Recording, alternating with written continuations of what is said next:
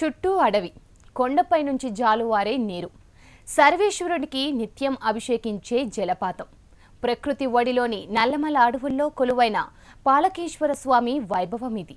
5 జిల్లాల ప్రజలు కొలిచే పాలంకేశ్వరుడి ఉత్సవాలు ఇవాల్టి నుంచి ప్రారంభం కానున్నాయి.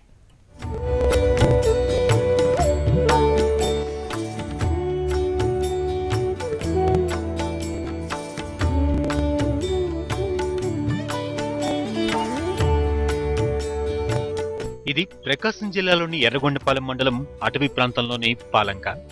నల్లమలలోని దట్టమైన అడవిలో కొండ కింద కొలువయ్యారు వీరభద్రస్వామి భద్రకాళి అమ్మవారు. ఇక్కడ ప్రతి ఏటా తొలి ఏకాదశి పర్వదినం సందర్భంగా 3 రోజుల పాటు ఉత్సవాలు జరుగుతాయి. వీరభద్రస్వామి భద్రకాళి అమ్మవారిని దర్శించుకుని కోరికలు కోరుకుంటే అవి నెరవేరుతాయని భక్తుల విశ్వాసం.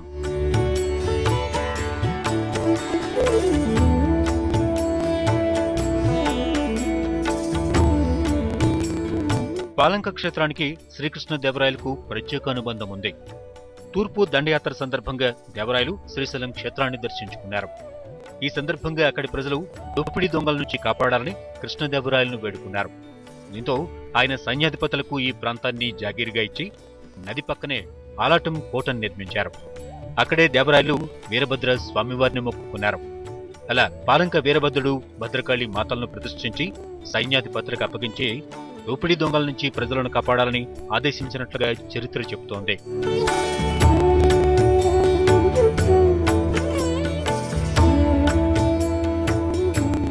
సంతానం లేనివారు సంతాన ప్రాప్తి కోసం ఈ ఆలయాన్ని దర్శిస్తారు.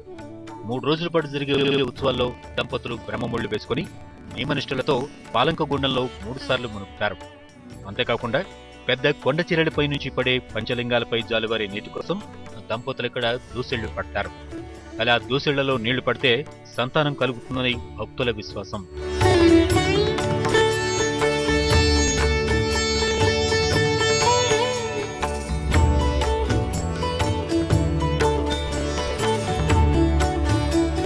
పాలంకలోని వీరభద్రస్వామి భద్రకాళి అమ్మవారిని దర్శించుకునేందుకు జిల్లా నుంచే కాకుండా నెల్లూరు, కర్నూలు, మహబూబ్ నగర్ జిల్లాల నుంచి పెద్ద ఎత్తున భక్తులు తరలి వస్తారు.